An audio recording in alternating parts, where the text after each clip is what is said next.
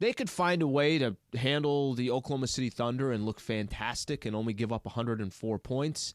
And then in the very next game, they could have a stage where they're up 19 early and down 15 within a 14-minute span, just kind of the up and down of the roller coaster. That's just who they are, AK. I think if you try to get too excited about this team or they go into some type of a rhythm, just be aware that could all go away because that's what the Lakers have been all season long. Man, the thing we've seen about this team all year is on any given night, unless the opponent is Denver, they can beat anybody. But on any given night, they can lose to anybody. Unless Sacramento. Sacramento might be the same thing as Denver. They're 0-3 against the Kings this year. Sacramento is starting to turn into, if nothing else, Denver light, yeah. Which makes sense because in a lot of ways, Domantas Sabonis is Nikola Jokic light. And both of those, Jamal Murray, a little bit of that, yeah. And those are two guys who tear up the Lakers on the regular. Okay, so I want to – there's so many things to kind of get into, and I know there's just natural frustration because the Lakers lose such a critical game. Emily asked this question when we were doing our prep, and I thought it was kind of an interesting way to put it. She said, is this the worst loss of the season?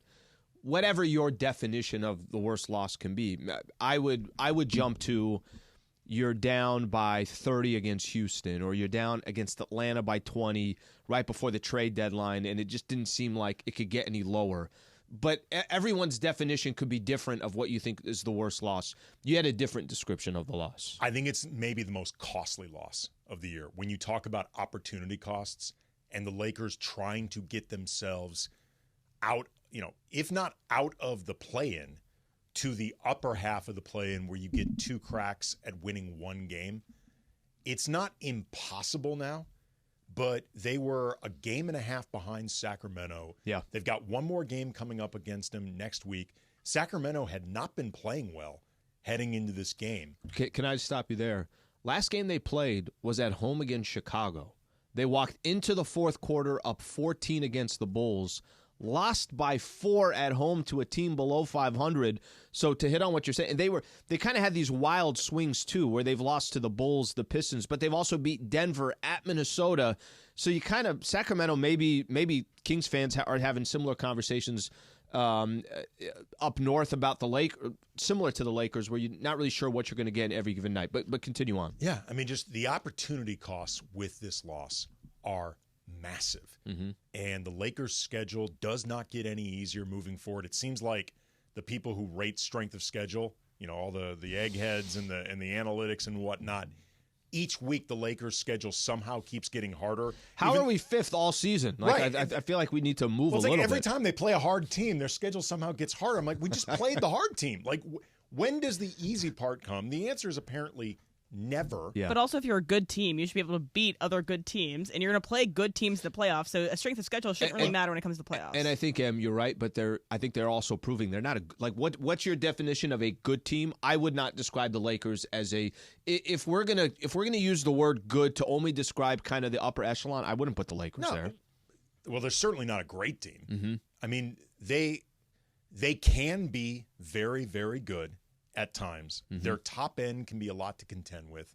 But here's something I've been fixating on this a lot on the Locked On Lakers podcast, available 5 days a week anywhere you get your podcast. Really? Alan. Yeah, it's never behind a paywall. There's also too on YouTube. There is a YouTube component. A component. Beautiful. It is on YouTube. It's available there. Mm-hmm.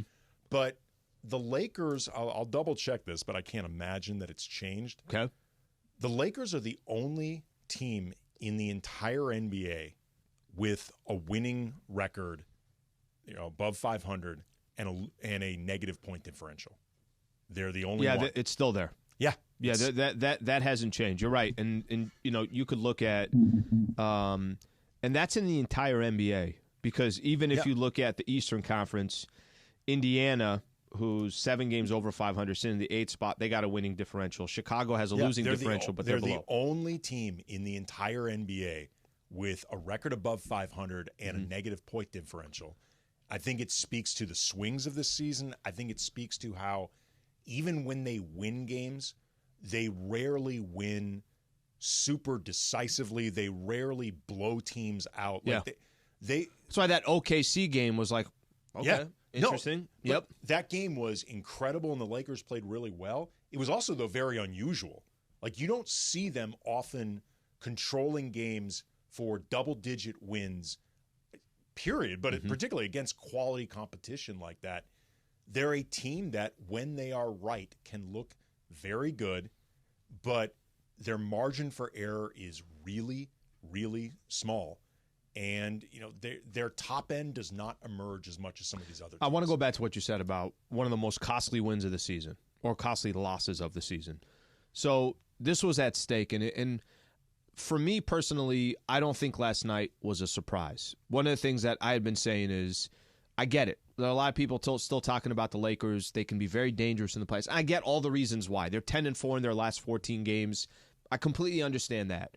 But I thought this week, if you're going to change somebody's mind like myself, I thought this week was going to be fascinating to watch unfold. Took care of Oklahoma City Thunder. Last night, the Lakers, what a lot of people have been saying is, it's not just can you win games to move up in the standings.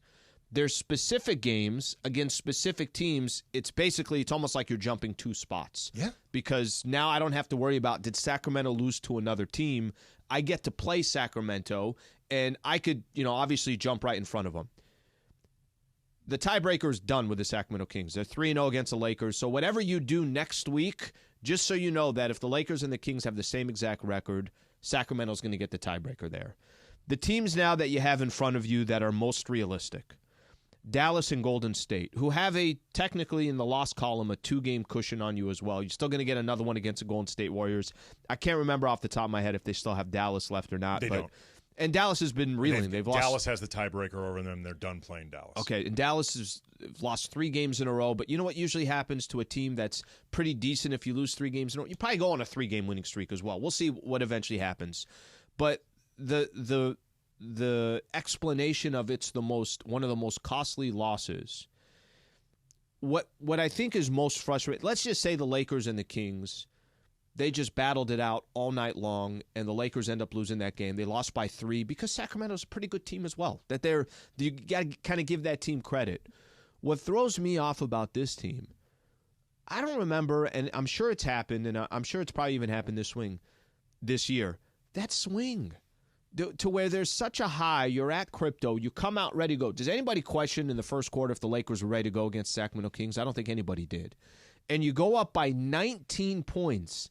Can you help me understand how this team goes from this complete high to almost a level of disinterest, or somebody punches them, gives them an uppercut, and instead of saying, well, okay, give me your next best shot, there's a little bit of they take a step back like, oh, so I got to punch all night? It felt to me very much so, and Rui said so after the game, and I believe either Darvin or another one of the players said it. They got up 19, and they relaxed. And it was way, way too early to relax against a team that had just as much at stake as them, because Sacramento, if they can, want to get out of the play-in. They want to get out of the play-in, or at the very least, they want to have 2 cracks at 1 win to get themselves into the playoffs. Between, I think, the relaxing that happened, the relaxing that also happened at a time when AD ended up being taken out of the game, because for what has been almost every single game since the All-Star break, he picked up 2 early fouls. All 4 of his fouls, I think, were shooting fouls. So it's not even just that he picked up the fouls. He was actually sending somebody to the line on top of it. LeBron said after the game, like what happened, and he said, like, they made subs, we made subs, talking about how they're subbing in Malik Monk, who went ballistic, or even a guy like Davion Mitchell, who had a really good game. Great first half, yep. Versus the Lakers subs, who have just been... There are no subs. There is no bench. They've been non-existent in terms of, sometimes the counting stats matter, and the Lakers bench has been giving them no counting stats. But also, too, like, LeBron said, our defense changes radically when AD isn't out there. And I think he mentioned, like, AD getting his second foul. I think there was a message of, like, dude, you can't do that. Like, you can't keep doing that. Because it's not like this is a one-off. And AD, for most of this year, has avoided foul trouble, much early foul trouble. Ever since the All-Star break, Anthony Davis has been really, really inconsistent after what has been, I think, an incredible season for him.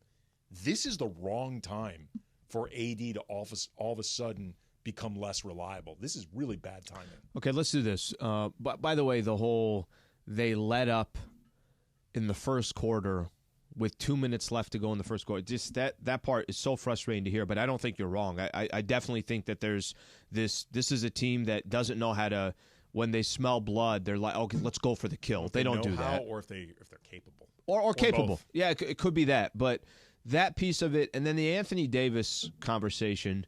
Yeah, AD, that conversation's been interesting. Just even watching these last couple of games. I got some stats for you that I want to share. And I'm talking about the Nuggets game against Jokic, the Kings game against Domantas Sabonis, his numbers compared to them. We got some sound from Anthony Davis that we want to get to as well. We'll do that coming up next. Stay right here. This is the Travis and Sliwa Show, AK in the House, 710 ESPN.